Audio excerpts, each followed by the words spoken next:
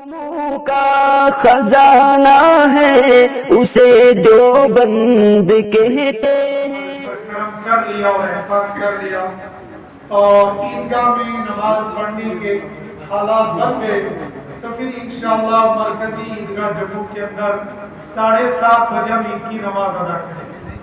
اگر اللہ نے احسان کر لیا حالات بن گئے تو 7:30 بجے ہم عید کی نماز ادا کریں گے، لیکن اگر حالات کچھ ایسے ہی رہے تو پھر انشاءاللہ یہیں پر نماز ادا کی جائے گی اور یہ نماز اشراق کے فوراً بعد یعنی 6:15 بجے کے آس پاس میں انشاءاللہ پھر یہیں پر نماز ادا کی جائے گی۔ پھر تو اکثر و بیشتر مساجد کے اندر ہی نماز ہوگی، اپنی اپنی مساجد کے اندر، تو پھر انشاءاللہ اشراق کے فوراً بعد یہیں پر 6:15 بجے انشاءاللہ نماز ادا کی جائے گی۔